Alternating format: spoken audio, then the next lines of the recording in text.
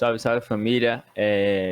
Voltando essa semaninha meu off, que eu e Bessa tiramos, enfim, feriado no início dessa semana de Tiradentes. Acabou que ficou correndo pra gente poder gravar o vídeo da última rodada do Brasileirão, então decidimos por não postar para não ficar muito bagunçado. E enfim, mas estamos aqui para analisar essa nova rodada. A rodada 13ª, né, Bessa? Se eu não me engano, a Isso. 13ª. E, enfim, com bons jogos, com roubos. E é isso aí. Passar adiante aí, Bessa, tudo em paz? E aí, Zé, bom dia, boa tarde, boa noite a todos. Vamos nessa para mais um jogo. Essa rodadinha aí, né, como já iniciou. Rodadinha cheia de lances polêmicos, enfim, mas também bons jogos. Teve vários jogos 2-2, vários gols. Sim. Enfim, vamos nessa. Vamos começar aqui. Primeiro confronto. Bahia 2, Santos 2. E um jogo onde a torcida do Bahia foi muito, como posso dizer, impaciente com o time, obviamente, porém, quando precisou, a torcida estava ali, né, para poder levantar, porque de fato, do jeito como foi, tomaram os dois gols logo no primeiro tempo, com os pênaltis infantis cometidos pelo Bahia. É de deixar qualquer torcedor maluco. Obviamente, quando acaba o primeiro tempo, os famosos as vaias subiram. E, enfim, tem que não concorde, acho que não é correto vaiar quando acaba o primeiro tempo, deixar para o fim do jogo, mas enfim, a realidade é que o Bahia vem, né, da derrota da Copa do Brasil, de 3-1 para o Remo, estava se vendo perdendo para um Santos que é muito limitado, muito limitado. Tanto que provou, né, no final de tudo, provou que é limitado, porque sofreu o empate do jeito que sofreu, tendo 2 gols de vantagem. E o Bahia, que dentro do jogo, que navegou, né? O Santos, se for para tirar alguma coisa boa, de fato, realmente, logo o início do jogo do Santos foi um bom início. Deu alguma pressãozinha pro Bahia, deu um calor pro Bahia. A bola, infelizmente, caindo muito no pé de Rony. Essa que é a realidade, porque se caísse mais no pé de outros jogadores do Santos, talvez o Santos poderia ter aberto para cá sem precisar do pênalti, porque Rony, o que ele acaba com as jogadas do Santos é um absurdo. Achei um erro enorme ele ter ficado tanto tempo em campo. Apesar de ser o cara que ajuda muito na parte sem bola e na transição também, porque ele arrasta muito bem a bola, é muito rápido. Ele erra muito, muito, muito com a bola no pé. Moisés, quando ele entra, acho que na primeira oportunidade que ele tem, acho que logo depois que tá 2-1 ou já tá 2-2, logo quando o Moisés entra, ele quase faz uma jogada de efeito, poderia ter tocado a bola, bem verdade, mas já consegue ter uma tomada de decisão melhor do que Rony, mais qualidade também. É indiscutível isso. E pelo lado do Bahia, como falei, iniciou o jogo num ritmo mais fraco. A torcida com aquela desconfiança, né?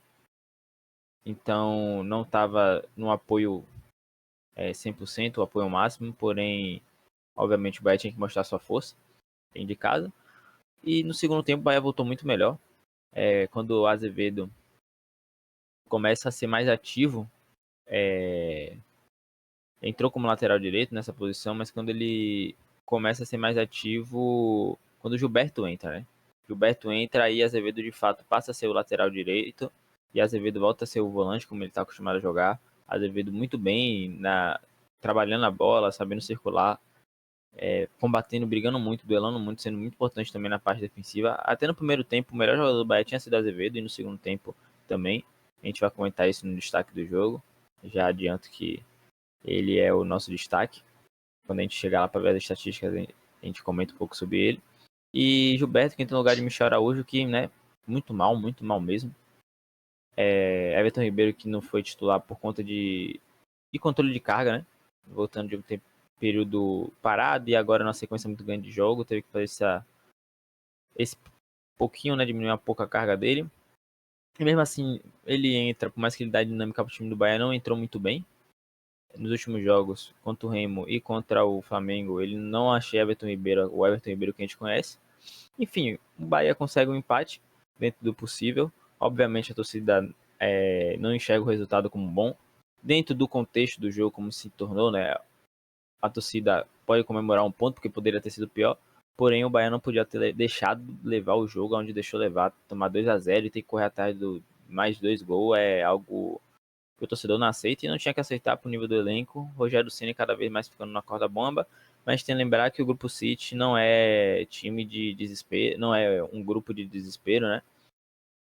Trabalha com muita calma e não toma nenhuma decisão precipitada. Então, eles não têm problema. O Grupo City não acha que é um problema oscilar, sabe?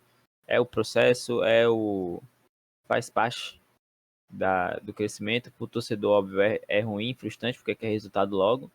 E é mais ou menos por aí. O Santos tem que se ligar, porque de fato vem jogando futebol bem pobrezinho.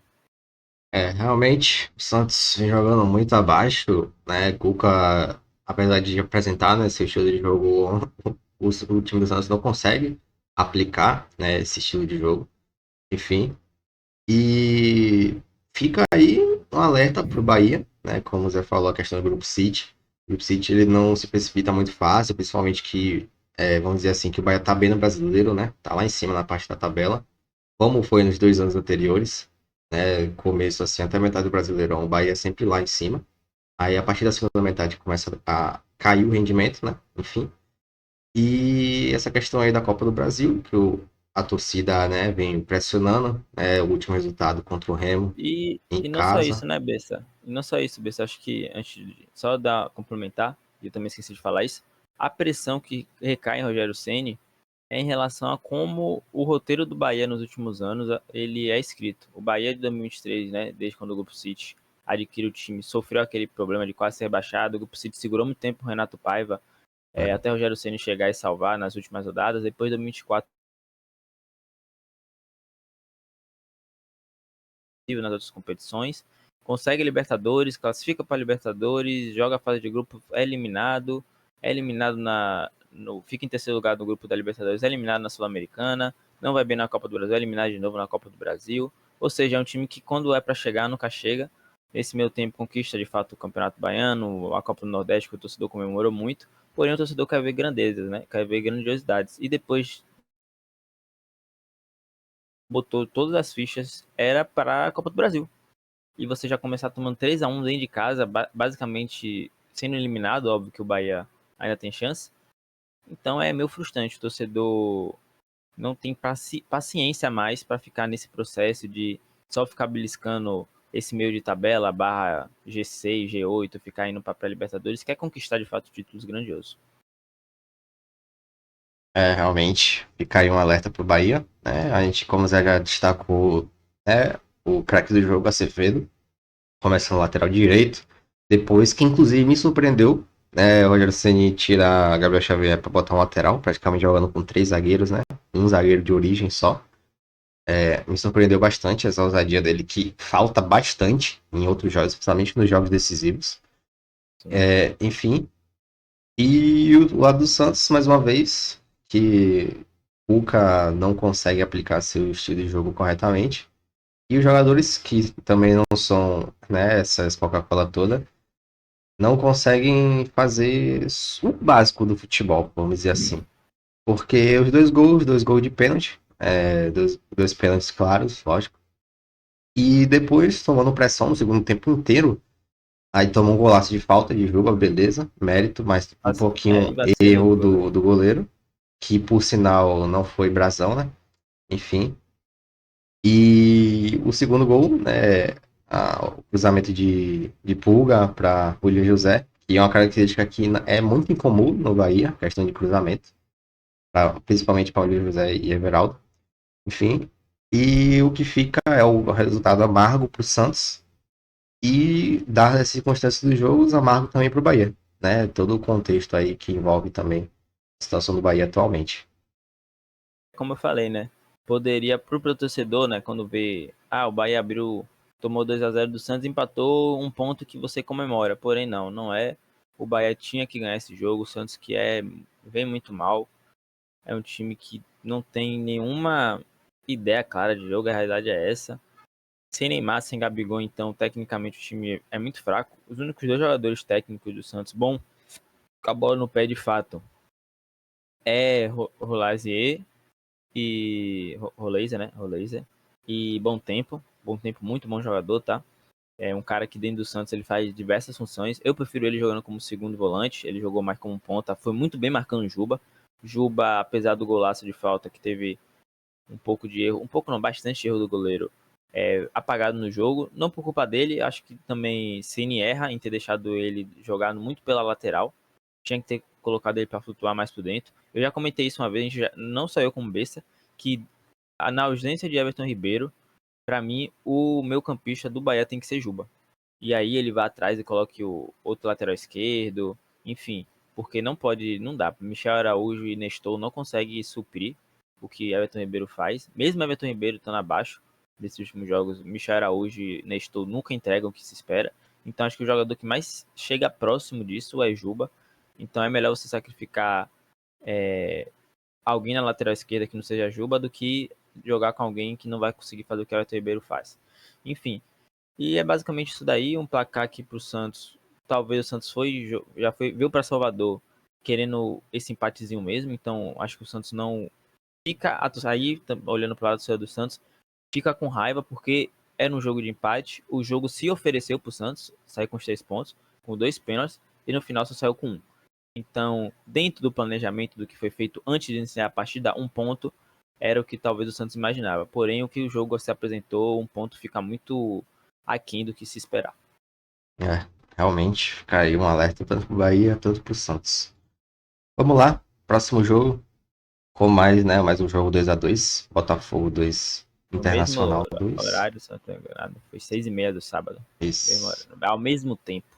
E aqui sim, um 2-2 que de fato foi um jogão.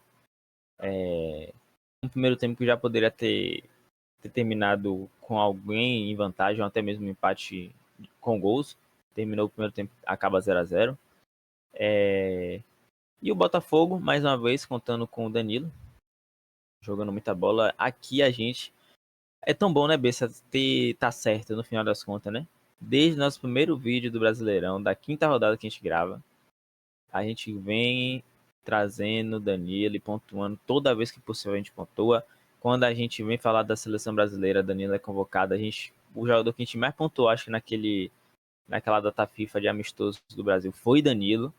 E mais uma vez estamos nós aqui de novo pontuando ele, porque ele é um craque muito. E eu já falei, é titular na minha seleção brasileira.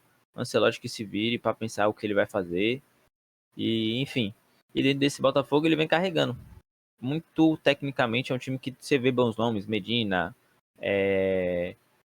Alex Telles, Vitinho, próprio Edenilson. São nomes que tecnicamente aqui no Brasil a gente sempre enxergou com bons olhos. Porém, ainda abaixo, né? O Botafogo ainda peca muito em alguns momentos dentro da partida, oscila muito. E Danilo é o que é o mais regular de todos os jogos. E do lado do Inter, a gente vem comentando a crescente que vem tendo, apesar desse jogo ter feito um pouco abaixo do que foi nas últimas partidas.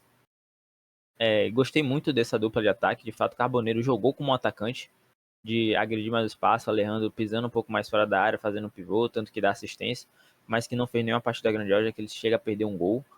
Teve alguma jogada que ele errou, que era clara, não vou me lembrar agora como foi, que enfim, a torcida do Inter pegou no pé. Mas Carboneiro sempre é um cara de muito desafogo para esse time do Inter. E jogando como centroavante, assim, muito interessante. Até porque tem Vitinho do lado direito que vem vindo bem, mas que também não fez nenhum jogo grandioso. Nas últimas partidas vem jogando bem. Então acho que foi uma boa solução de você ter tanto Carboneiro quanto Vitinho jogando lado a lado. E Bernabé, né? Que quando chega perto da área sempre é muito efetivo. Fez um golaço, laço, laço. Dessa vez não jogou como um ala, mas que também atacou muito. Não jogou como ala, voltou àquela posição de lateral esquerdo. E enfim, o Botafogo que apesar dos pesares, com todo esse problema interno que vem vivendo, enfim, o início de campeonato que foi muito ruim, parece que vem caminhando em pouco a pouco. De fato, o campeonato do Botafogo é de meio de tabela. Se beliscar um G8, um G7 no máximo, é uma vitória muito grande para o Botafogo. E o Inter, que apesar, como a gente falou, melhorou nos últimos jogos, em resultado não vem entregando, né? Então tá lá naquela degolazinha próxima, aquele bololô que tá tendo dentro da zona. No caso, os três que estão na zona, a gente vai comentar isso, tá? Existe uma disparidade muito grande entre Chapecoense, Remo e Mirassol. E o 17º, mas sim, tem um bololô bem. Tá bem bolado. com os outros que estão fora da zona. Então, na hora de comentar a tabela, a gente fala mais à frente. Mas enfim, um jogo equilibrado, um 2-2, justo, um jogo legal de se assistir, por sinal. Zé já trouxe, né, como foi o jogo, situação do jogo, jogaço. 4 golzinhos, os 4 gols, por sinal, no segundo tempo, porque o primeiro tempo foi um jogo muito baixo de criações, muito. Foi um jogo ruim de assistir no primeiro tempo, mas no segundo tempo mudou totalmente essa esfera. Né? Danilo, craque de bola, enfim. Aí, Carboneiro, que acertou um chutaço, porém, a falha do goleiro Neto, que precisamos falar que o Botafogo, depois de Lucas Perry, não. E John, né? E John E John. não, não teve ninguém assim para conseguir suprir essas demandas. Enfim. E o Botafogo, né, como você falou, a situação, né, tanto politicamente, tanto no futebol, não tava tão boa no início do campeonato. Mas aí, né, eles conseguiram, eu acho, né, se blindar desse todo o contexto político que tá no Botafogo e vem aplicando futebolzinho bacana, né, apesar de não ter um técnico renomado, se eu não me engano. Enfim, e o Internacional com o Pesolano, como o Zé citou, né, de fazer bons jogos, mas não conseguir fazer esses resultados, é um jogo que ele não foi aquele jogo que ele joga em casa. Pronto, o jogo que ele joga em casa, que eles aplicam, eles seguram a bola, tocam a bola pro lado pro outro. Mas esse jogo eles jogaram mais na base do contra-ataque. Enfim, e o jogo coletivamente ruim, né? Foi 2 bolas de jogadas individuais praticamente, né? Carboneiro, a outra de no rebate-rebate, Pernabé acertou um chutaço. Enfim. E é um jogo que bonzinho de se assistir. E mais bom ainda pro torcedor do Botafogo, que tem como craque do time o Danilo, que já falou aí, né? Dispensa comentários, outro nível. Não é à toa que foi o craque do jogo. E, enfim, acho que o Botafogo vem se recuperando e o Internacional, fora de casa, ainda não consegue aplicar o que aplica dentro de casa. E oscilando, né? Acho que a maior definição pro Internacional oscila muito até em bola jogada, oscila no resultado quando a gente vai ver. A última rodada, né, que a gente não trouxe vídeo, o Inter perde pro Mirassol, que a gente, acho que foi porque a gente não fez vídeo, o Mirassol ganhou, porque a gente ficava sempre comentando, não, o Mirassol uma hora vai ganhar, tem que ganhar, e ganhou, né, do Inter. Então, dentro de casa, o Inter que fez uma pressão absurda, assim, o Mirassol ganhou porque foi muito, muito guerreiro. Acho que é o que define o Mirassol no jogo contra o Inter lá no Beira-Rio, porque o que o Inter perdeu de gol, o Inter errou na frente e o Mirassol só precisou de 2 chutes para rodar a faca e rodou. Assim, absurdo, absurdo mesmo. Então acho que o torcedor vem amargando esses resultados ruins. Sinceramente, eu acho que o teto do Internacional é isso daí, sendo bem honesto. Não consigo imaginar o Inter brigando mais do que tá brigando agora. Eu acho que é complicado mesmo. O time tem suas limitações. E é o torcedor ter paciência, né? É o torcedor ter paciência. Acredito que o campeonato do Inter vai ser esse até o fim do ano, de brigar para não cair, barra beliscar uma Sul-Americana. Não mais do que isso. O Botafogo, que parecia ser por isso aí, aparentemente vem se concretizando dentro do meio de tabela. Porém, né, com toda essa bomba jogada no colo, acaba sendo jogada no colo da torcida, mas enfim, que vem acontecendo internamente no Botafogo é torcer para não estourar também, afetar os jogadores que estão em campo, enfim, que senão isso aí começa a desandar. Vamos ver, cenas do próximo capítulo, ainda tem muita rodada para acontecer, sem dúvida. Realmente. Vamos lá, partindo para nosso próximo jogo. Remo 0, Cruzeiro 1. Um jogo, mas assim, não foi aquele nível técnico gracioso, né, que a gente gosta de sempre ver. Mas é um jogo que o Cruzeiro, né, conseguiu o resultado numa jogada individual de Arroio. Né? Arroio, por sinal, é um desafogo muito grande esse time do Cruzeiro. Sim. Enfim, um jogo muito abaixo, vamos dizer assim, individualmente de todos os jogadores em campo. Somente dos jogadores de ataque do Remo e do Cruzeiro, fora Arroio. Enfim, e o Remo, né, dado o contexto, né, vindo de vitória fora de casa na Copa do Brasil contra o Bahia, Já tinha ganho do Bahia também no Campeonato Brasileiro. Mas mesmo jogando em casa, né, depois dessa vitória, depois desse incentivo, e ainda mais com o incentivo, né, da torcida animada com essa vitória na Copa do Brasil, não conseguiram construir o resultado. E não jogaram aquilo que jogaram contra o Bahia. E o Cruzeiro, como quem não quer nada, conseguiu fazer um primeiro tempo controlado, apesar das baixas chances. E, né, tendo o primeiro gol e o único gol do jogo no primeiro tempo. O segundo tempo, o Cruzeiro tira totalmente o pé do jogo, literalmente só fica marcando, marcando, marcando, marcando. Não tenta construir uma jogada muito boa. Só teve um momento assim, que foi lá para os 70 minutos do segundo tempo, que eles constroem boas jogadas, mas fora isso, o Remo dominou totalmente o segundo tempo. E mesmo assim, o Remo não conseguiu, né, empatar e muito menos virar o jogo. Como o Bessa trouxe um jogo que tecnicamente foi abaixo de ambos os times. Obviamente a gente já conhece essas limitações do Remo, porém do Cruzeiro a gente não espera esse nível que foi apresentado. Mas tem que lembrar, né? O Cruzeiro jogou meio de semana, a Copa do Brasil, que foi um jogo desgastante, empata na Copa do Brasil. E já viaja pro Pará, é uma viagem cansativa, a gente sabe. Todo time que vai pegar o Remo vai ter essa viagemzinha, não tem jeito, vai rodar alguns KMs. E o Cruzeiro sentiu, né? No segundo tempo sentiu em alguns momentos, não conseguia executar o que a mente pensava, né? Os jogadores. Por isso que eu acho que, como o Bessa falou, o primeiro tempo do Cruzeiro foi essencial. Controlar daquele jeito para conseguir ter mais gás durante mais tempo no segundo tempo, mas teve uma hora que ainda assim não aguentou, o físico bateu. O gol de Arroio na jogada individual muito bem trabalhada. E o Cruzeiro sente muita falta, né, de Matheus Pereira, que entrou Bruno Rodrigues como titular no lugar dele. Não, obviamente, não vou falar que me agradou ou dizer que o Bruno Rodrigues não consegue. Não, ele não consegue exercer o que o Matheus Pereira faz, óbvio. Jogadores com características diferentes, com qualidade diferente. Porém, dentro do que foi esperado, o Bruno Rodrigues entregou. A torcida do Cruzeiro, acho que não tem muito o que falar em relação a ele dessa partida.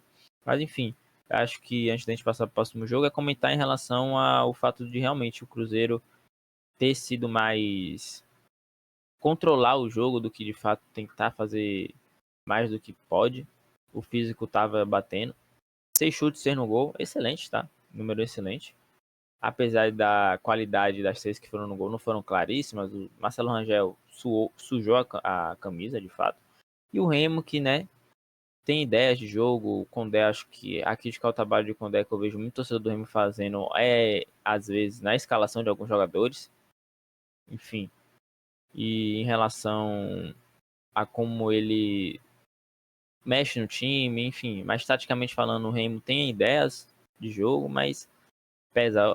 Tecnicamente o time peca muito, 14 chutes, 1 no gol, é muito fraco, é muito pouco. E o Cruzeiro deu brechas em algum momento do jogo, como eu falei, cansou muito, então deu brecha pro Remo, quem sabe, empatar esse jogo. Realmente, joguinho aí muito abaixo, mas o Cruzeiro conseguindo os 3 pontos muito importante fora de casa, né? Importantíssimo. Principalmente essas viagens longas aí. Vamos lá, bem rápido esse jogo aqui, mas vamos lá pro próximo. São Paulo 1-0 em cima do Mirassol. Esse aqui acho que o BC já adiantou logo, é bem rápido. Foi um jogo onde basicamente o Mirassol esperou o São Paulo, simplesmente esperou. Porém, contudo, toda a vida esperou e São Paulo não fez muito. Tanto que antes de sair o primeiro gol, aí o Mirassol começa a sair mais pro jogo, a tentar construir suas jogadas, mas ainda assim, sem muita eficiência. Eu já passo logo para a estatística, cabeça, que eu queria mostrar uma coisa curiosa. O jogo só teve 2 chutes no gol. Um foi o gol de Luciano, né? E o outro foi não foi de muito perigo do Mirassol. Não, foi uma defesa de Rafael importante, agora que eu tô aqui me lembrando. Enfim, deixa eu até ver aqui quem foi que fez esse chute no gol do Mirassol, enquanto eu falo. E um jogo que o São Paulo é pobre de 10, acho que a realidade é essa. Como eu falei, o Mirassol se postou para esperar o São Paulo, mas o São Paulo não conseguia chegar, não criar algum perigo, sendo muito protocolar, sabe? Sem tentar se arriscar, tentar fazer alguma jogada de efeito. Luciano, né? A gente já colocou aí. Destaque do jogo, acho que por ter sido um dos poucos caras que tentou, em alguns momentos, ser um pouco mais brilhante, vamos colocar assim. Tentou ser mais brilhante, tentar tirar algum coelho da cartola. E o São Paulo defensivamente muito seguro. Quando o Mirassol foi jogar, seja na transição ou então na construção das jogadas, o São Paulo conseguiu se defender muito bem nessas investidas do Mirassol, nas poucas que teve. E o São Paulo, não vou dizer que ele soube administrar, soube administrar o jogo defensivamente falando, porém ofensivamente pecou, né? Enfim, o torcedor São Paulino, mesmo ganhando os 3 pontos, comemora, porém ainda vai continuar pegando no pé de Roger Machado. O time do São Paulo, toda vez que for entrar em campo, vai ter desconfiança do torcedor, porque não confia nem um pouco no trabalho técnico. O importante é que os jogadores confiem e consigam entregar o resultado, conseguiu dessa vez. Luciano sendo importante, o gol decisivo. E o São Paulo consegue pegar uma gordura importante, né? Para quem não esperava que o São Paulo fosse fazer esse campeonato. E o Mirassol mais uma vez afundando cada vez mais. Realmente o Mirassol veio fazendo um campeonato muito abaixo, digno realmente de rebaixamento, comparado ao ano passado, que foi outro nível. Rafael Guanais tenta extrair o máximo dos jogadores, mas devido à qualidade muito abaixo comparado ao elenco passado, no passado, não consegue, né, aplicar realmente o seu estilo de jogo. E Rafael Guanais, ele tem todo o respaldo da diretoria, e a diretoria bem sabe, né, que deixou sair, né, os 3, principalmente pilares do Mirassol no passado e não trouxe ninguém para conseguir repor a altura. Sempre essas reposições, ou era do banco de reserva do ano passado, ou algum jogador escanteado em algum outro time. Que nenhum do time de expressão, por sinal. Enfim. E o São Paulo, de Roger Machado, né, bastante criticado, né, que, né, lógico que tem todo o seu âmbito aí, né, da demissão do técnico anterior, de ele ser amigo do presidente, enfim. A torcida, lógico, cobra, que é resultado, mas ele não vai fazendo aquele trabalho péssimo. Que a torcida tá cobrando, pressionando, como se ele estivesse perdendo todos os jogos, empatando os jogos mais importantes. E é uma pressão, para mim, um pouquinho acima do tom, principalmente porque ele tá conseguindo trazer resultados. Lógico que, né, que pode criticar a situação do São Paulo não jogar aquele futebol bonito, né, só conseguir os resultados na base das bolas individuais, mas não dá para negar que ele está conseguindo trazer os resultados positivos, pelo menos. Sim. Em questão do jogo, o jogo, né, o São Paulo não conseguiu produzir bastante, já trouxe aí a questão de 2 chutes no gol, no jogo inteiro. Inclusive, esse chute no gol do Mirassol não foi a chance mais clara do Mirassol. Foi Foi de Tiquinho, que ele veio dar um gol na cara, depois do cruzamento.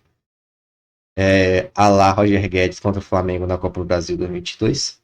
Lembrou muito mesmo. Enfim, Lembrou muito. o jogo aí que o Mirassol, apesar de jogar fora de casa, não conseguiu jogar muito bem.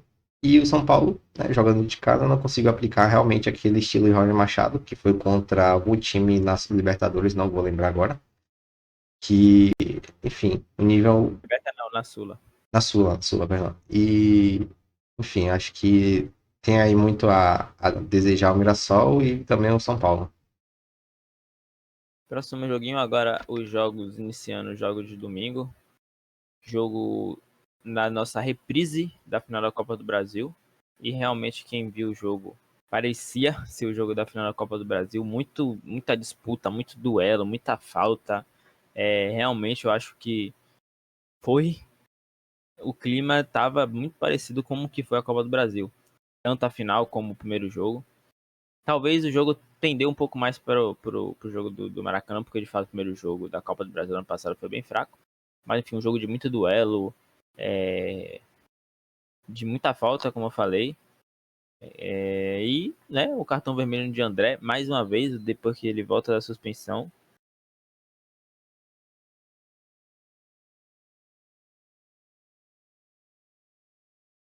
Ele pegou gancho de jogo, eu não me lembro agora. Mas enfim, expulsões praticamente em sequência. André que... Essa daí completamente infantil, tá? Não que a outra não tenha sido. Aquele caso curioso das mãos na parte íntima.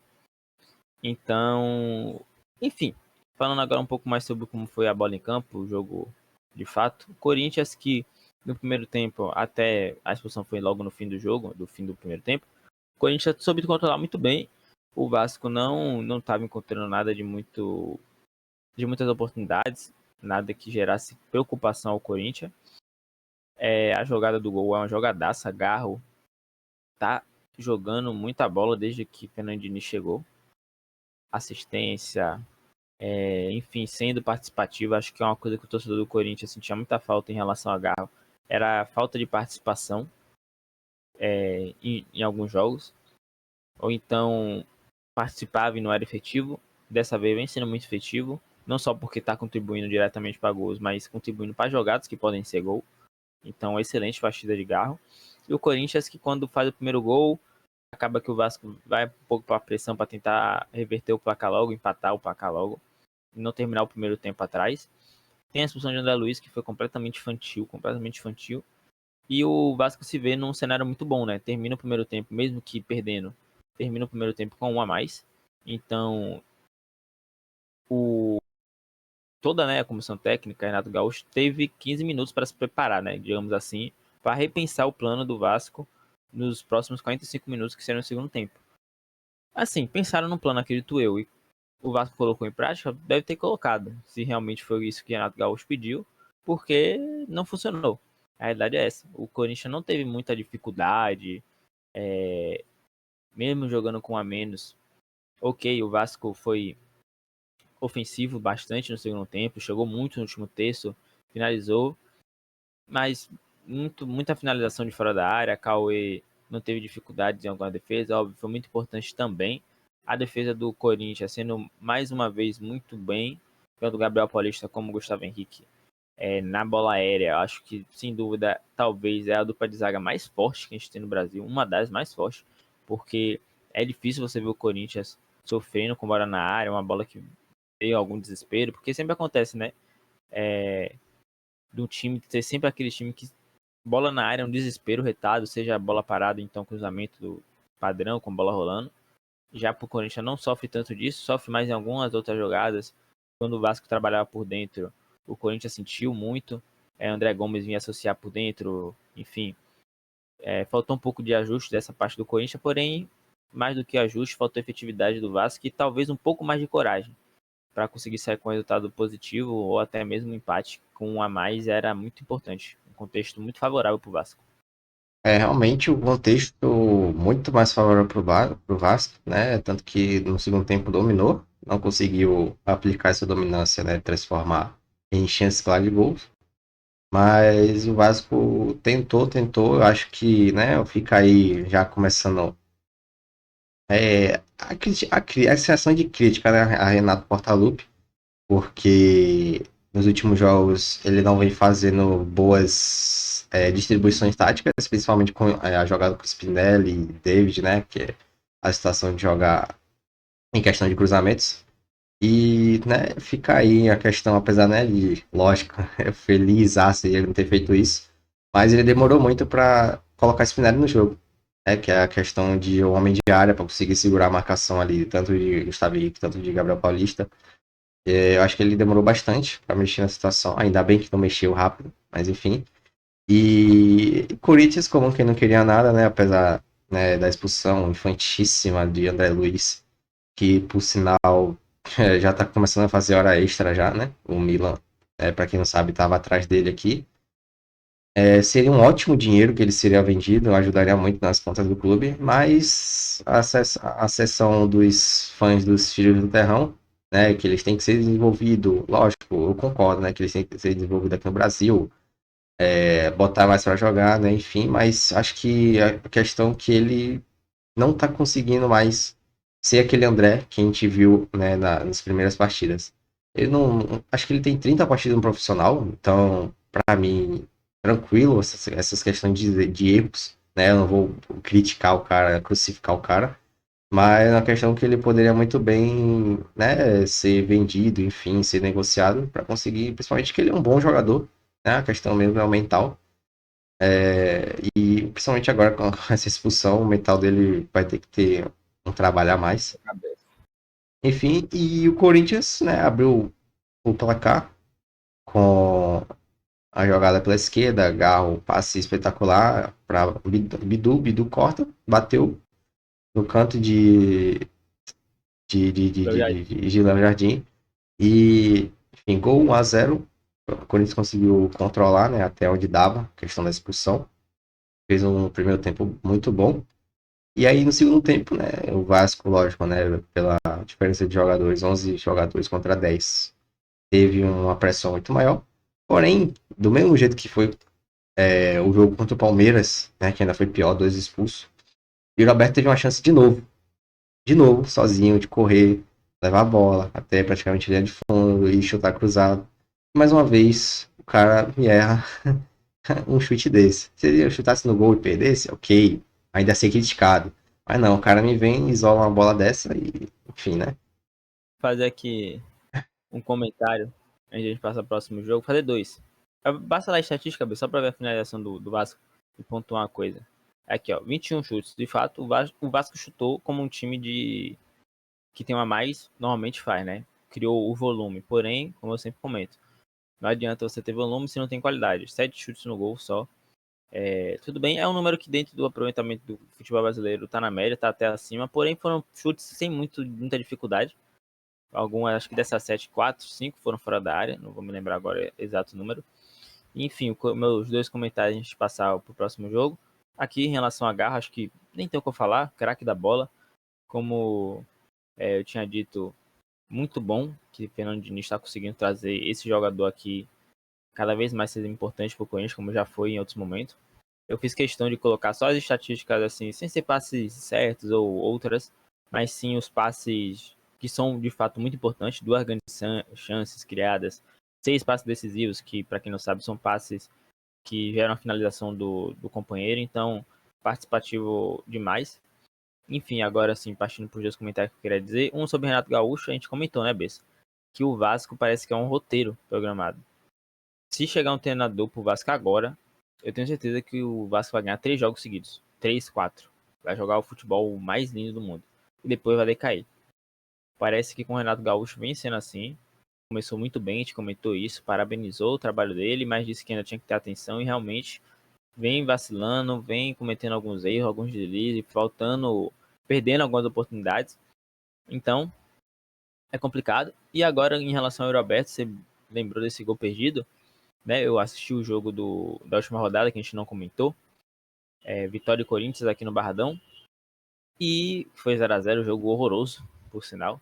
Eu e o Bessa que a gente ficava batendo naquela tecla de não ter 0x0 no Brasileirão e tá tendo um jogo massa.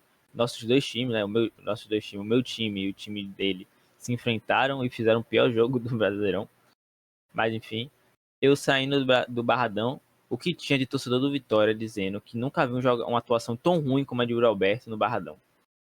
Teve um mesmo que falou assim: eu nunca vi um atacante tão ruim assim contra, velho. O cara erra tudo, errou tudo. Eu nunca fiquei tão tranquilo quando o jogador adversário pegava na bola, porque eu sabia que ele ia errar. Porque realmente o Roberto não jogou nada naquele jogo. E mais uma vez, não vem bem. Desde que ele voltou de lesão, vem muito mal, tá? Enfim, o torcedor do Corinthians já tá acostumado, né? Com essa oscilações de Roberto. Então, pode ser que no próximo 5 jogos ele faça 10 gols, porque ele é assim. E Fernando Diniz tem que trabalhar ele bem, tem que ter tranquilidade com ele, porque como a gente falou, né? Oscilações de Yuri Alberto acontece com muita frequência, o torcedor corintiano já está acostumado. Realmente fica aí umas observações bem claras dos próximos jogos, pro andamento do Brasileirão. Enfim, vamos lá para o próximo jogo. Joguinho bastante legal de se assistir, né? Vamos dizer o contrário. E Grêmio jogo 1-0 em assim, cima do Curitiba. jogo brigado, não só pelas 2 expulsões, mas também pela quantidade de falta. Acho que teve ao todo 8 amarelos, 8 amarelos não, 8 cartões não, foram 7 cartões, 5 amarelos e 2 vermelhos. Enfim, para quem quer contar vermelhos, 31 falta. tem que ter uma falta. Para quem tem gente que conta, né, vermelho como dobrado. Então, são 2 vermelhos, porém vale como 4 cartões, aí fica 9 cartões. Ou seja, número grande. E o Grêmio que conseguiu o resultado que queria, né? Que precisava, não só o que queria, porque ganhar todo time quer, mas o resultado que precisava. o Grêmio estava já começando, o trabalho de Luiz Castro estava começando a ser questionado. O Grêmio não vai bem na Sula, o Grêmio, se não me engano, ganha na Copa do Brasil, mas a obrigação, né, contra Confiança. No Brasileirão não vinha com resultado positivo há muito tempo, então foi importante, dentro de casa contra o Curitiba, um adversário que, por mais que esteja acima da tabela, o elenco, o nível do Grêmio ainda é um pouco melhor. Então, um resultado importantíssimo para o Grêmio. Gostei muito de Gabriel Mack como titular, fez uma boa partida. O meio campo do Grêmio, como todo, foi muito bem. A defesa destaca a Vieri, a gente já colocou lá como destaque do jogo. Em relação ao Curitiba, mais uma vez, uma boa partida de Josué. É de fato o cara que faz tudo nesse Curitiba, ajuda na parte defensiva, orquestra esse time do Curitiba, distribui a bola para os pontas, para o centroavante. Enfim, é um cara muito com uma qualidade absurda. Tem um cruzamento excelente. A gente já comentou, né? Que acho que as assistências de Josué, a maioria são cruzamentos, são ou de bola parada ou de bola rolando, ele cruzando. E ele tem uma assertividade no cruzamento. Depois eu vou olhar isso agora. Eu ia olhar isso antes para trazer esse número. Agora que eu lembrei que eu não fiz isso. Quando passar por lá para ver. Eu tava curioso para ver qual é a média de o aproveitamento dele no cruzamento, a porcentagem. Para quem não sabe, a média do futebol brasileiro é entre 25% a 30%. É o número aceitável, né? Ou seja, de 4 cruzamentos tentados, você acertar um. A cada 4 você acertar um é a média do futebol brasileiro, do jogador brasileiro. Tanto o lateral, normalmente é o lateral que. Pro lateral, acho que a média é um pouquinho. Não, é a mesma média. Pro lateral é 25% a 30% também. Mas o lateral acaba tentando um pouco mais do que normalmente o meu campista e outros jogadores de outra posição. Enfim, um jogo que pro Curitiba faltou um pouco de qualidade em alguns momentos, faltou tranquilidade. A expulsão de Bruno Melo foi uma expulsão besta. A de Jaci, um carrinho absurdo que ele deu. Realmente ele foi para matar a jogada. E não vinha mal na partida. É um bom zagueiro esse zagueiro do Curitiba. E foi premiado com a expulsão, né? Tá fazendo uma partida até que segura. E é isso aí. Realmente o Curitiba, né, foi premiado com essas duas expulsões. A segunda já não influenciou tanto no jogo, não influenciou praticamente nada. Mas a primeira, o Curitiba, antes, né, da expulsão, estava jogando muito bem, estava conseguindo aplicar seu estilo de jogo, né, sua pressão contra o Grêmio não estava conseguindo fazer nada praticamente. E após a expulsão, o Curitiba teve que diminuir seu ritmo de jogo, né, para conseguir poupar, né, porque tá marcando, alguém vai estar marcando por dois. Enfim, e no finalzinho do primeiro tempo, o Grêmio abre o placar com o Gabriel Mack, né, uma joia aí do Grêmio, um achado. E, enfim, pintou como um jogadoraço, um jogador absurdo. E, enfim, no segundo tempo, o Grêmio, né, apesar da diferença de jogadores em campo, não conseguiu fazer grandes chances, não conseguiu criar grandes finalizações, não conseguiu distribuir as questões de finalizações. Por exemplo, 22 chutes, 6 no gol, uma efetividade muito baixa, principalmente que estava com a mais e todo o domínio de bola. Mas o Curitiba não se acanhou. Apesar de estar com a menos, não conseguiu criar, né, suas chances, mas conseguiu ali brigar pela bola, né? Tanto que, como o Zé já destacou, foi um jogo bastante faltoso, bastante brigado. E eu acho que o Curitiba ele sai um pouquinho no prejuízo, mas nem tanto, dada, né, a expulsão do lateral. Sim. E acarretou toda essa dinâmica do jogo e influenciou com certeza no resultado do jogo. E dado o contexto, né, dos dois clubes, acho que o Curitiba jogando fora de casa não é aquele time que vai aplicar muito bem a pressão, enfim. E o Grêmio, principalmente em casa, não está conseguindo jogar aquilo que poderia jogar. Principalmente com o Luiz Castro, né, um nome renomado que veio aí da Arábia e fez o que fez com o Botafogo, mas com o Grêmio não está conseguindo fazer. Há quem diga que há peças limitadas, há quem diga, mas eu acho que pesa também muito pelo lado de Luiz Castro não conseguir trabalhar muito bem esse time coletivamente. Não, e a gente tem que pensar assim, como o campeonato, né, antes de se iniciar, se desenhava. Talvez a gente esperava o Grêmio estar no lugar do Curitiba, o Curitiba está no lugar do Grêmio. Então, a insatisfação do torcedor é válida. E querer cobrar mais do time também, mais ainda. Antes de a gente passar para o próximo jogo, eu falei que eu ia buscar aqui o número de Josué. Josué, em relação à quantidade, assertividade dele em cruzamentos, é 35%. É um número, assim, excelente. Como eu falei, a média, né, o aceitável, é entre 25% a 30%, ou seja, entre 35%. É realmente assustador. Antes, eu quero até conferir aqui qual é, se eu consigo ver, de todos os jogadores aqui no Brasil. Você tem aqui, cadê? Cruzamentos, não tem, eu acho. Infelizmente. Dribles certos, passe. Não vai ter aqui cruzamento por ver em relação a todos os jogadores. Se ele é um dos melhores do Brasileirão nessa assertividade no cruzamentos. Enfim, acredito que seja. 35% é um número muito acima. É acima da média do futebol brasileiro. Se não for o melhor, é um dos melhores, sem dúvidas. E é isso aí. Próximo joguinho. Vamos lá. Esse próximo jogo é Atlético Paranaense 3, Vitória 1. Vou deixar o Zé comentar bastante. Não. Ele Esse acompanhou aqui. o jogo e ele vai comentar por cima assim a situação do resultado em si, não do jogo. Vamos ver. Mas vamos lá. Ele vai estar meio tímido, Tá meio mas tímido. vou começar e eu vou dar espaço para ele falar depois. Enfim, um jogo, né, esse contexto, né, do Brasileirão, a questão da arbitragem. A arbitragem no Brasileirão está sendo muito, mas muito criticada, né, apesar da profissionalização, né, pela CBF, não mudou basicamente nada em questão do estilo de arbitragem. Já começando, né, pelo início do jogo, Zé Vitor toma falta de Luiz Gustavo, e aí Zé Vitor já no chão, o Luiz Gustavo simplesmente dá um chutão. E o juiz sabe lá qual critério ele usa, ele poderia, né, ter aplicado vermelho, obviamente. O cara já no chão, o cara dá um chutão. Ele simplesmente puxa amarelo, sai como quem não quer nada. Luiz Gustavo saiu muito no lucro, que poderia muito, muito bem ser expulso. E apesar disso, o Vitória, né, conseguiu abrir o placar, né, logo com o René. Realmente estava jogando muito, muito bem nesse jogo. Cruzamento de Mateuzinho, enfim. E depois disso, vem a situação do pênalti. Né? A situação que, vamos dizer assim, diga-se que foi cama de gato, né? Vamos dizer assim que o questionamento foi esse.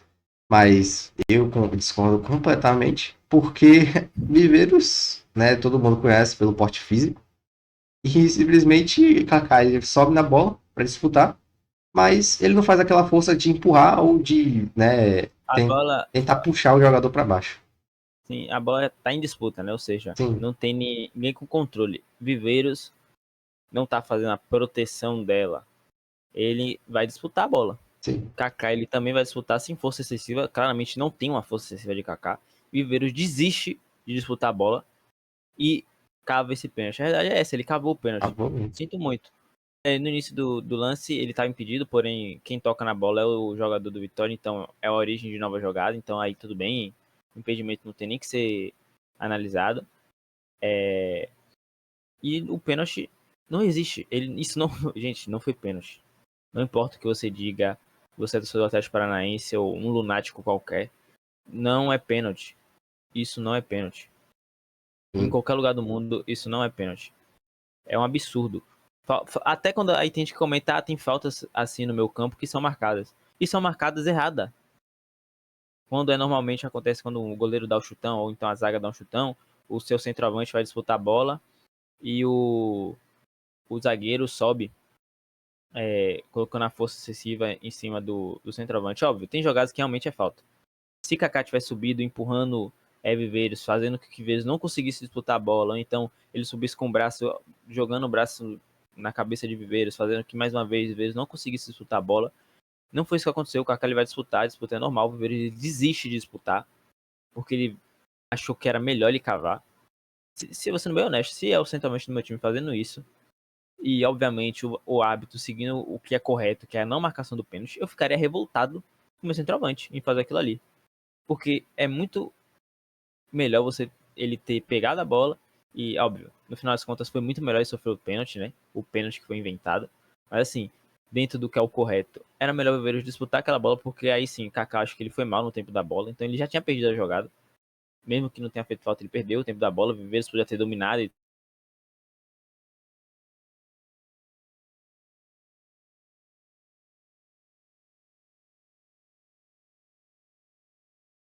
Viveiros, ele simplesmente, na hora da disputa, ele escolhe cavar o pênalti. E aparentemente, né, foi a escolha certa, porque o árbitro, ele é um excelente árbitro, para não falar outra coisa aqui, e faltar com respeito ao profissional, né? Se é que pode chamar um árbitro de profissional. Enfim, mas é aquilo, né? A gente está vivendo numa era com VAR. O árbitro errar, ele tem o auxílio da tecnologia ao seu lado. Então, ele foi chamado, né? E foi checar o lance. Não foi. O VAR nem sequer chamou o juiz para checar o lance. E já adianto, os 3 lances, né? Que foi o de Luiz Gustavo, que Bessa comentou nisso da análise. Esse do pênalti e a falta no segundo tempo em cima de René, que pasmem, foi uma tesoura parecida com o que foi a de André no jogo contra o Inclusive Vasco. machucou, Exatamente, machucou. René, ele sai de campo, ele tenta voltar e ele cai no gramado. Ele não consegue mais jogar, ele é substituído. Porque, olha, uma jogada de ação que você coloca o seu companheiro de profissão em risco, mas o zagueiro só ganhou amarelo. E mais uma vez o VAR não chamou, não teve, o VAR não, o juiz, em todos esses erros, ele não foi ver o monitor uma vez. Assim, acaba o VAR. Não precisa, se é pra ser assim, não precisa nem colocar o VAR no jogo do Vitória. Porque eu prefiro aceitar que só o juiz é burro mesmo. E pronto, não precisa de VAR. Pareceu que eu tava assistindo um jogo de 2018, 2017. Onde o juiz errava e não tinha o que fazer, porque não tinha um VAR, não tinha como ele se corrigir, né? Consertar o erro. Obviamente, dentro dos contextos naturais, seria ótimo se o juiz acertasse tudo e nem precisasse do VAR. Mas se tem o VAR e não utiliza, é melhor nem ter. E aquilo, né? O torcedor do Vitória, eu, como torcedor, posso dizer aqui, já vai para esse jogo desgastado, pro jogo de ontem desgastado, porque na quarta-feira a gente sofreu um assalto também contra o Flamengo. Sofreu um assalto contra o Flamengo. Luiz Araújo era para ter sido expulso mais uma vez, uma jogada de início do jogo. A de Luiz Araújo foi logo nos 2 minutos do primeiro tempo. A de Luiz Gustavo foi aos 8, 7 minutos. Mas enfim, logo no início do jogo, Luiz Araújo era para ter sido expulso. Não é. O VAR chama, não chamou. Aí teve o lance de Arrascaeta, que é o que? Acho que esse daí é o mais questionável. Por ele ter tido a disputa de bola, o pé sobra no tornozelo de Ramon. Ali, no mínimo, para mim era um amarelo. E a jogada de Saul, que é claro, o gatilho do cotovelo na cara de Kaique Gonçalves. E também ali era para vermelho. E, mais uma vez, 3 lances no jogo da quarta-feira contra o Flamengo, que não teve VAR. O Vitória foi assaltado. E agora contra o Atlético Paranaense, para mim é pior ainda. Os 3 lances do Atlético Paranaense é pior ainda do que os lances do Flamengo. Então, assim, é um absurdo que a arbitragem brasileira continuar fazendo, não só com Vitória, com todos os times. O torcedor do Atlético Paranaense, alguns que estão comemorando esse resultado e ainda jogando na cara, é isso mesmo, que, enfim, não tenha peito e culhão para assumir o que a arbitragem fez com Vitória. Eu só tenho uma coisa a dizer. A próxima rodada pode ser com você. Porque, infelizmente, é isso. A arbitragem brasileira, na falta de um, ela erra para todos. Eu concordo com quem diz que a arbitragem pesa mais para um lado do que para o outro, eu concordo. Mas eu não vou ficar aqui me apegando a teorias. Por mais que eu aqui, modéstia à parte, acredito. Acredito sim. E, enfim, alguns times são beneficiados, outros não, eu acredito. Mas não vou me apegar a isso. A verdade é que a arbitragem ela é ruim para todos os lados. E o Vitória vem de uma semana, encerrou, né, a semana do Vitória, para quem considera o domingo. Tem gente que diz que o domingo inicia a semana, enfim. Mas encerrou essa semana sendo mais uma vez prejudicado. Foi prejudicado na quarta-feira, foi prejudicado no domingo. Isso desgasta a torcida. O torcedor se desgasta não com o clube, mas se desgasta com o futebol. Isso você perde a graça. Acho que eu posso dizer por mim mesmo, quando o Atlético Paranaense empata com um pênalti que não existiu, eu não tinha mais vontade nenhuma de assistir o jogo. Porque, mais uma vez, volta o filme do jogo contra o Flamengo. Eu não tô aqui dizendo que os lances garantia que o Vitória fosse ganhar. Não. O Vitória contra o Flamengo, digamos, se Luiz Araújo é expulso logo no início, que era para ter sido, não significa que o Vitória ia ganhar o jogo, porque é o Flamengo, é um jogo difícil. O Vitória poderia perder. Mas como eu vou avaliar o meu time, sabendo que teve lances que foram cruciais na partida que poderia ter mudado o rumo. Como que eu vou avaliar o time? Não tem como avaliar. Eu posso dizer que o Vitória, apesar do pesares contra o Flamengo, fez um bom primeiro tempo. Voltou no segundo tempo mal. Mas como eu vou avaliar o time com tantos erros que foi? Nesse jogo agora contra o Atlético Paranaense, o Vitória fez um bom primeiro tempo. Mas volta o segundo tempo, mais uma vez, voltou mal em relação ao que foi o primeiro tempo. Mas como que eu vou avaliar o Vitória? Como eu vou dizer que pro jogador é saudável, o jogador que passou pela quarta-feira, um jogo desgastante, o jogo que aconteceu o que aconteceu, volta de novo para fazer uma partida no Brasileirão dessa vez. Tem dois erros logo no início do jogo. Teve o erro que eu falei, né, do Gustavo, e o erro do pênalti, que é mais claro ainda. O jogador chega no vestiário, ele vê aquilo ali. Ele vai ver. Imagine a cabeça do jogador vendo aquilo ali. Como ele volta pro segundo tempo? Se ele tem algum ânimo de jogar, ele tem vontade de jogar, óbvio, ele é profissional, ele é pago para isso, ele tem que fazer o trabalho dele, beleza. Mas é inconsciente com que ele não consiga entregar o que ele quer, a vontade é outra. Imagine você no seu emprego, você começa a sofrer com algum tipo de injustiça, enfim, algum erro que te interfere e não foi culpa sua. Imagine como você vai conseguir ao longo daquele trabalho. Como eu falei, se pro torcedor acompanhar aquela partida já estava sendo angustiante, já estava sendo frustrante, imagine pro jogador em campo. Então não tem como eu vir aqui fazer uma avaliação Vitória. Posso dizer que jogador X foi bem, Ramon foi muito mal, posso comentar isso, que Ramon fez uma partida muito abaixo, faltou, acredito que o Vitória em alguns momentos se perdeu. Pronto, eu posso comentar, mas isso vai sempre passar pela medida. Mas no final das contas, o jogo poderia ter sido outro se o árbitro tivesse seguido o que era certo. Esse que é o problema. Isso é até ruim pro torcedor do Atlético Paranaense analisar como é que o Atlético seria, né? Tendo cometido aqueles erros. Porque cometeu erros. O lance do Luiz Gustavo foi um erro que o Luiz Gustavo fez. Viveiros ter escolhido cavar o pênalti em vez de disputar a bola também foi um erro. Mas ele foi beneficiado, então você acaba passando por cima disso. O lance de Arthur Dias também, que era para ter sido expulso, como é que seria? Então, acaba que também isso atrapalha a avaliação de ambos times, os erros, entende? E Luiz Gustavo também poderia ter sido expulso no lance que ele cava, uma falta no meu campo, ridículo. Ele já tinha um amarelo, né? O amarelo que não era nem pra ele ter, era pra ser vermelho, não tava nem pra estar em campo, mas enfim. E eu tô falando, né, de 3 erros, também teve um erro que Luiz Gustavo poderia ter sido expulso no segundo tempo, mais uma vez, né? Que ele acaba cavando uma falta horrorosa no meio de campo e algum juiz normalmente daria o cartão amarelo. Então seria o segundo de Luiz Gustavo, mas enfim, não era nem pra ele estar em campo, era pra ter sido expulso desde o início do jogo. Enfim, é triste ter que estar vindo aqui analisando um jogo que foi condicionado completamente pela arbitragem. Vocês sabem, né, que acompanham nossas análises. Quando o Vitória perde, eu sou o primeiro aqui a apontar os erros. Então, se o Vitória tivesse perdido, poderia ter perdido para o Atlético Paranaense com o árbitro acertando todos os lances. Digamos, Luiz Gustavo ser expulso no início do jogo, Viveiros não ter sido marcado o pênalti, o Atlético poderia ter achado o gol de outra maneira, porque jogou bola para isso, o Atlético não fez uma partida ruim, mas que o Vitória foi muito bem em alguns momentos, principalmente no primeiro tempo, anulando o jogo do Atlético. O segundo tempo, o Vitória já volta um pouco pior, mas como eu falei, como que eu vou dizer que o Vitória voltou pior no segundo tempo, sem pensar que no primeiro tempo teve 2 lances claros e com certeza os jogadores chegaram no vestiário e viram que esses lances foi caro. Como é que fica a cabeça do atleta? Então é complicado. Gostaria de estar fazendo uma análise sem ter que estar batendo na tecla do erro, do erro, do erro, do erro, porque é chato, é ruim, isso acaba com o futebol, estraga o espetáculo. É triste demais e é isso aí. Só aqui comentar Viveiros, artilheiro do Brasileirão, deu muito trabalho para a defesa do Vitória, bem verdade, por mais que ele não deveria, um dos gols não deveria ter existido, que foi o pênalti, mas tudo bem. Deu muito trabalho, é um jogador de muita força física, 4 chutes no gol. 2 desses chutes foram grandes chances perdidas, que ele perdeu, bem verdade. Porém, defesaça de Arcanjo também muito bem na partida. E é isso aí, não tenho muito o que comentar, não vou dizer muito sobre campo, porque como eu falei, não tem como eu dizer o que aconteceu no jogo, sendo que ele foi completamente condicionado, era para ter sido outro jogo, outras coisas poderiam ter acontecido. Poderia ter sido uma vitória espetacular do Atlético Paranaense, jogando com 1 a menos desde o início. Poderia ter sido uma goleada histórica tanta coisa poderia acontecer.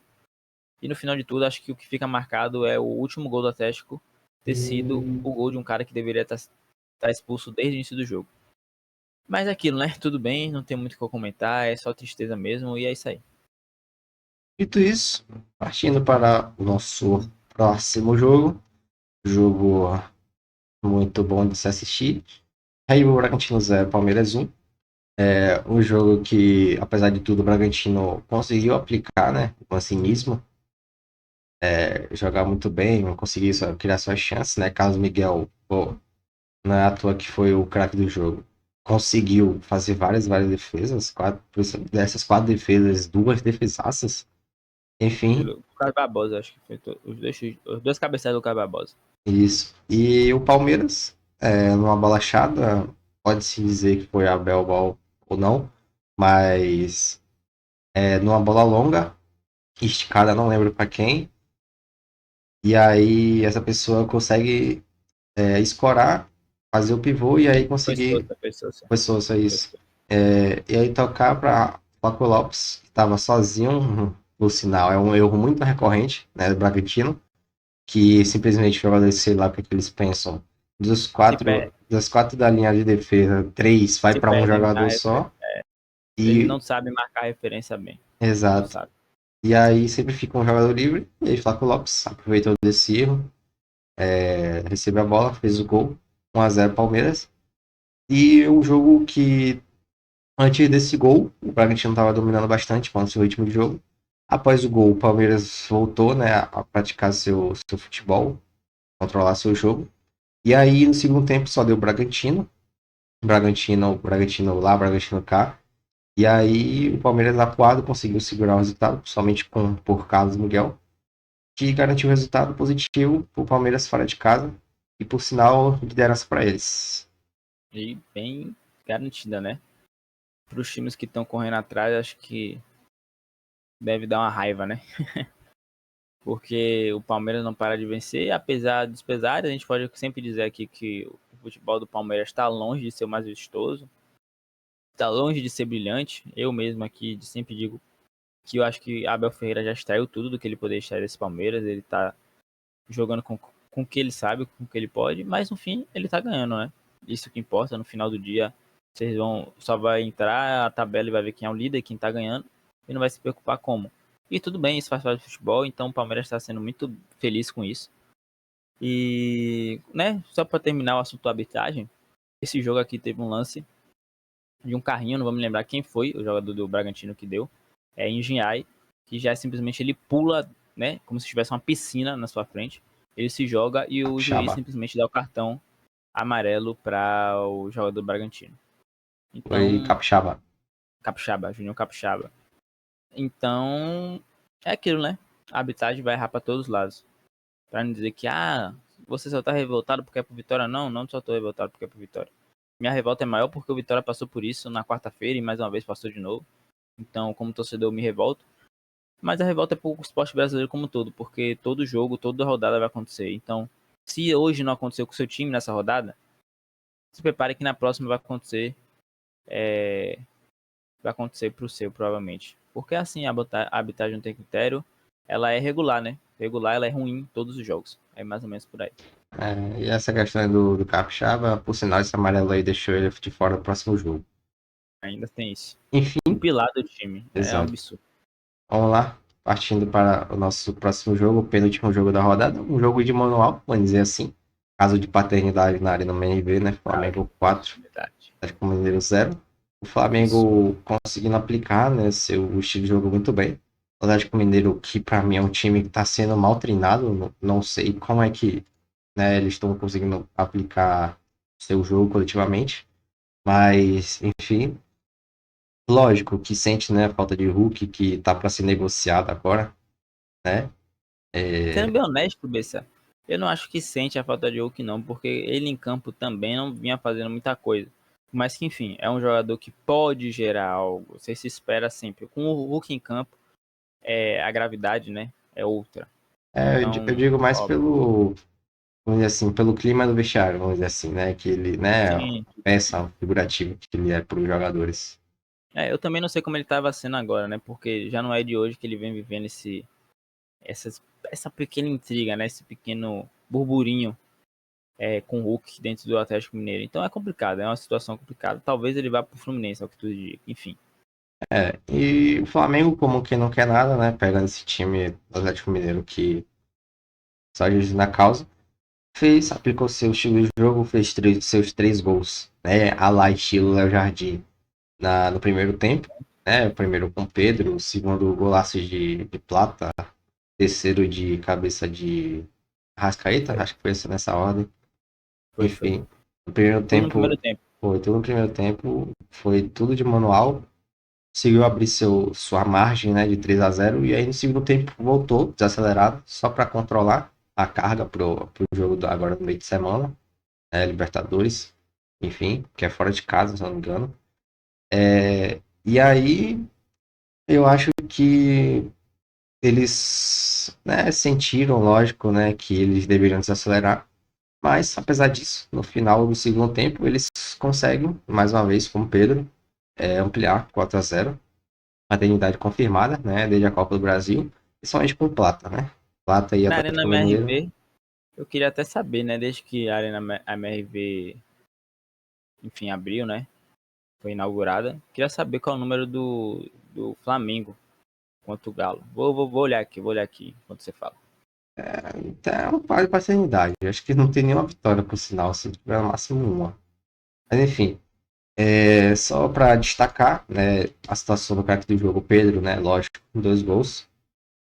2 gols, mas assim, era só ele tocar, empurrar a bola para dentro, nada demais. Mas ele conseguiu, lógico, né, fazer o trabalho dele, ser trovante. E mais uma vez, né, destacar o trabalho de Samuel Lino com o Jardim. Ele consegue extrair muito, muito de Samuel Lino. Até que foi 2 assistências de novo para Samuel Lino. E, pô, outro jogador, diferente do Felipe Luiz. Inclusive, numa entrevista, né? Questão de interpretações, lógico. Mas ele fala algo parecido que o Jardim explica de maneira fácil de entender. Meio que uma indireta para Felipe Luiz que explicava muita, muita coisa. E, né, a gente falando do nível de futebol em geral, os jogadores não são muito inteligentes. Poucos jogadores são inteligentes para conseguirem, né, vislumbrar o que um técnico consegue vislumbrar.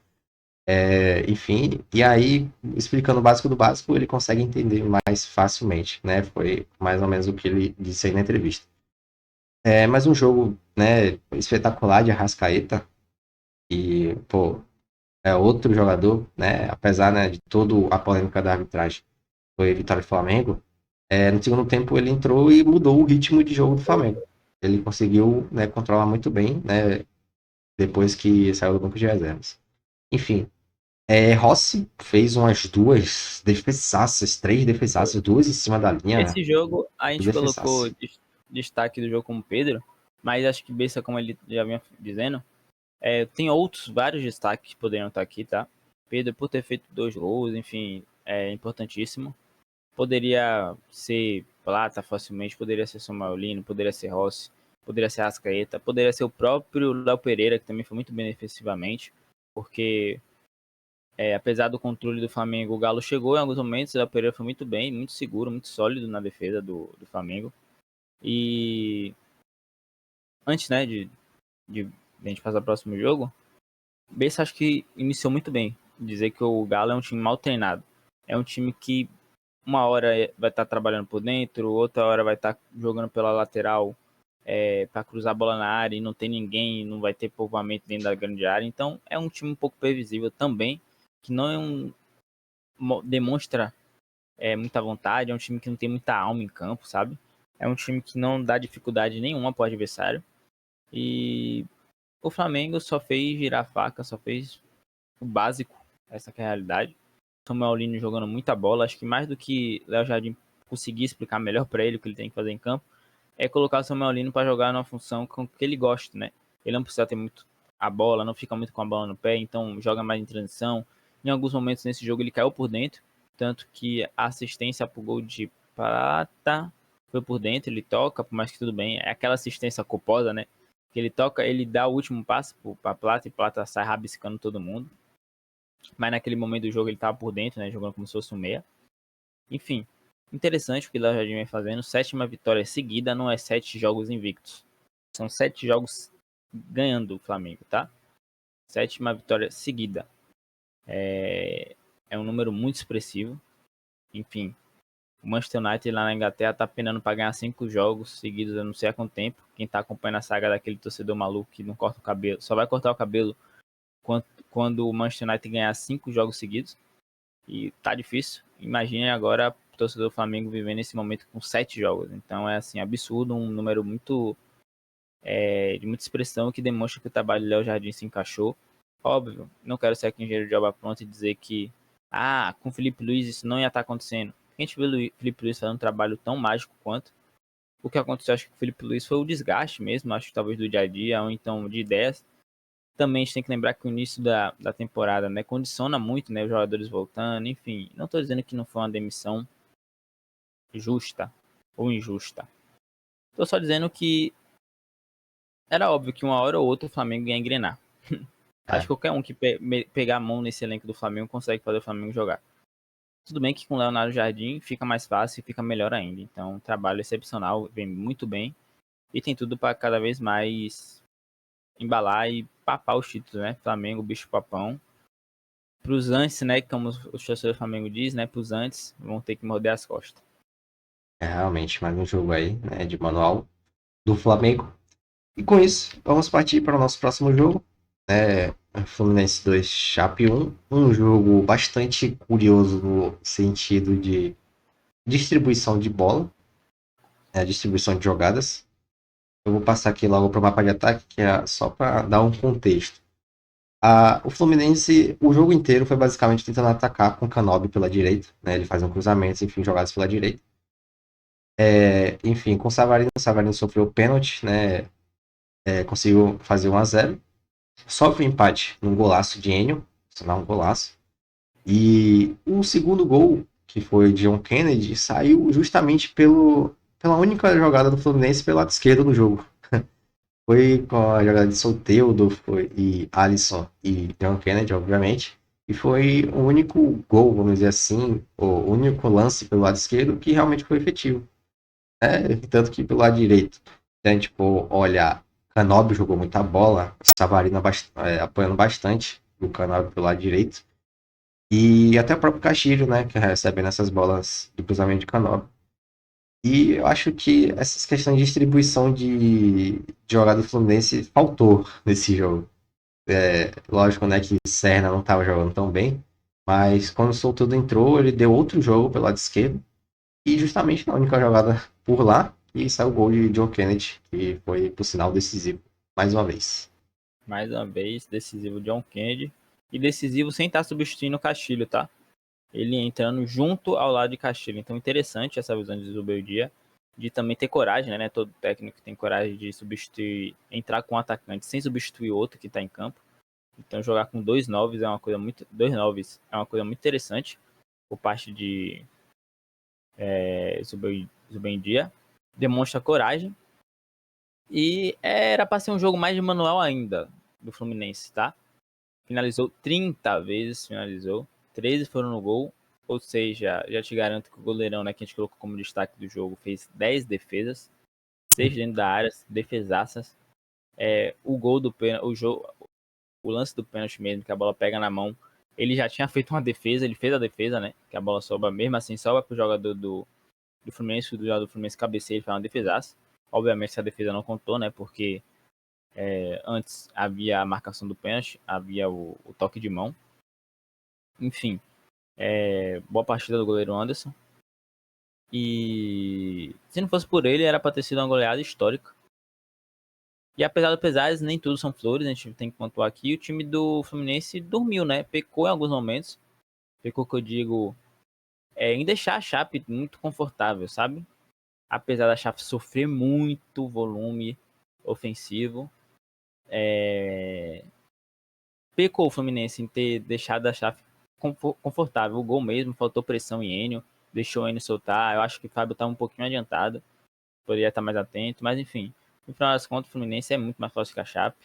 Teve uma expulsão da Chapecoense que não achei absolutamente nada. Assim, era lance para amarelo. Foi uma jogada que tanto o John Kennedy quanto o zagueiro, acho que é Doma que se fala o nome dele, os dois sobem ao mesmo tempo, enfim, acaba que cabeceia a cara de John Kennedy, ok. Poderia ter sido amarelo, não vejo o lance para expulsão, por ver os dois estarem indo numa intensidade, na disputa de bola, é complicado. Mas enfim. E com isso a gente termina, né? Esses nossos 10 joguinhos da rodada. E agora é a nossa tabelinha, Bessa. Então, Como tá a partindo isso, tabela, vamos para nossa tabelinha. Vamos lá, seguindo para nossa tabelinha, vai ser jogo rápido. A gente vai começar de baixo aqui, né? Zona de rebaixamento, Chapecoense, Remo, Mirassol e Santos. Por sinal, uma diferença grande aqui do Mirassol para o Santos. Seguido de Internacional, Atlético Mineiro, Corinthians, Vitória, Cruzeiro, lá em cima, por sinal. Grêmio, Vasco, Red Bull, Bragantino, Botafogo. Curitiba, surpreendendo, Bahia, Atlético Paranaense, São Paulo, Fluminense, Flamengo e líder isolado Palmeiras. E isoladíssimo. Agora seguindo as nossos palpites. palpites para a próxima rodada. Enfim, primeiro jogo da rodada, às 4 horas, Botafogo e Remo na casa do Botafogo no Engenhão, dessa vez. 1x0 Botafogo. 1x0 não, vitória. A gente aqui lembrar, né? 1x0 é só vitória, 1x1 empate, enfim.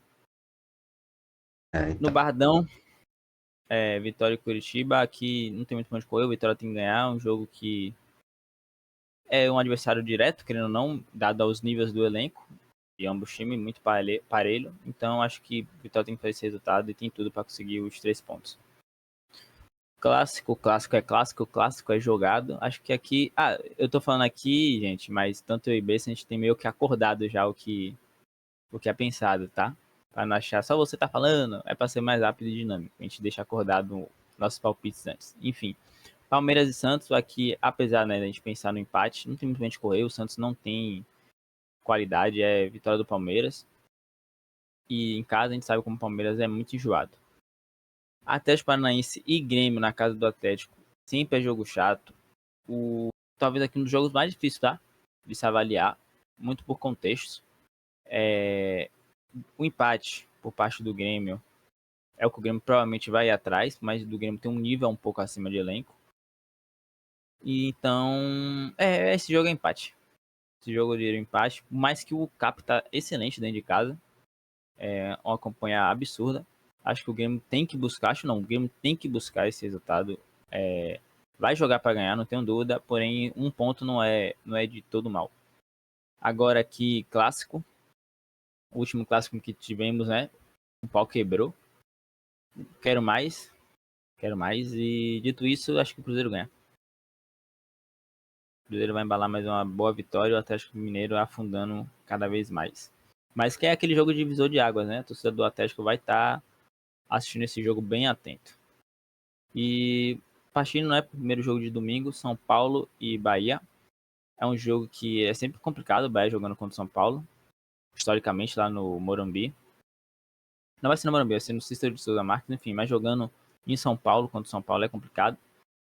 De qualquer forma, o São Paulo não vem apresentando futebol das melhores formas, enfim, o Bahia tem que trazer algum resultado que seja no mínimo curioso. Aqui eu vou correr um pouco na contramão, tá? Vitória do Bahia. Eu vou correr um pouco na contramão do que eu acho e dar essa aposta no Bahia, que o Bahia vai ganhar o São Paulo. E aqui, Flamengo e Vasco. O Flamengo vai ganhar mais uma. Não tem muito pra onde correr, gente. Essa aqui é a realidade. Não tem muito. Do mesmo jeito que aqui, RB Chapecoense. Por um momento eu até pensei no empate, tá? Mas o RB acho que ganha. Tem que ganhar, porque acaba que amarga um pouco a derrota que foi dentro de casa pro Palmeiras. Poderia ter saído melhor. E o RB na 8ª colocação, hein? Interessante, curioso. Enfim, Bessa em silêncio apenas com gestos. No seguindo Inter Fluminense aqui é um jogo chato, né? Jogo de semifinal já de Libertadores que tivemos há pouco tempo atrás. No Beira-Rio, o Inter tá pressionado, vai estar pressionado. O próprio Fluminense tá pressionado, mas ainda assim acho que dá jogo duro, é empate. O Fluminense talvez o favorito nesse jogo, mesmo que o Inter jogando em casa. E aqui acho que tem tudo para ser o jogo mais feio da rodada, com todo respeito. Não sei do que esperar do Mirassol, não sei do como esperar do Corinthians dentro de casa. Eu acho que dá empate também. Alguma coisa a comentar? Rodrigo. eu concordo, lógico, né? Como o Zé falou, a gente já tinha previamente acordado, não tenho nada a discordar, só dois jogos assim que, né, já até trouxe, que foi a questão do Fluminense Internacional e a questão do Bahia e São Paulo. Para isso, acho que é tudo de manual, tudo realmente de acordo com os favoritismos. Com que os times vivem, enfim. Além do favoritismo, como o Bessa apontou, a gente também vai nos momentos, né? Apesar de, por exemplo, o Atlético Mineiro em relação ao Cruzeiro tem um time parelho, o momento do Atlético Mineiro não existe, né? O Cruzeiro agora, ao contrário, vem melhorando cada vez mais. Enfim, dá aquela passadinha, né, na tabela como ficaria com esses possíveis resultados. Seguindo, né? Palmeiras na liderança, praticamente isolado ainda. Apesar do Flamengo com um jogo a menos logo atrás. Fluminense, Bahia e Atlético Paranaense completam G5. Na zona da pré, temos o São Paulo e Botafogo. Já na Sul-Americana, temos Bragantino, Curitiba, Cruzeiro, Vitória, Grêmio e Vasco. Na zona, praticamente, que não disputa nada, Corinthians, Internacional e Atlético Mineiro. E na zona de rebaixamento, mais uma vez, Santos, Mirassol, Remo e Chapecoense. Não, essa zona não é do nada. Essa zona é do me livrei. Ufa. É a que mais vale no campeonato, essa daí. 16º, 5º e 4º. É a me livrei, graças a Deus. Exato, é a sessão de Vale alívio. muito. É de alívio, exatamente. E com Enfim. isso, vamos nessa. Vamos finalizar aqui nosso vídeo. Valeu todo mundo que acompanhou até aqui. Vídeo um pouquinho mais longo do que o normal, que a gente estava meio enferrujado, né? A gente trouxe contexto da rodada passada também, que a gente não trouxe o vídeo. Enfim, siga a gente nas redes sociais, né? @pênalti fora da área. E é isso aí. Valeu, Zé. E aí, tamo junto. O Besta já falou tudo. Curte, siga, comenta, compartilha todas as redes sociais. Semaninha de Libertadores vai ter vídeo também. Enfim, daqui a pouco Champions League batendo na porta. Muita coisa, futebol não para. Futebol europeu também muita loucura. Comentar isso. Ao final dos campeonatos europeus a gente vai fazer um giro, tá? Como é que terminou, quem foi os campeões, curiosidades, trazer das principais ligas, né? Ou seja, Bundesliga, Serie A Team, Premier League, La Liga e a... Esqueci alguma? A Liga Holandesa. Me deu vontade de comentar a Liga Holandesa. Bessa não sabia, agora ele sabe. É isso aí. Tamo junto, família. Um abraço a todo mundo que viu até aqui. É isso. Lembrando, quem não quiser ver o vídeo todo, obviamente, por estar longo, é só entrar aí na descrição e ver que tá os capítulos bonitinhos. Enfim, até na barra aqui, né, que o vídeo passa, vai estar bonitinho se você quiser ver só um jogo específico. Quer me ver revoltado com a arbitragem? Vai logo pra ver o jogo do Vitória Atlético Paranaense. E é isso aí. Tamo junto. Valeu. Valeu, rapaziada. Valeu, falou e fui.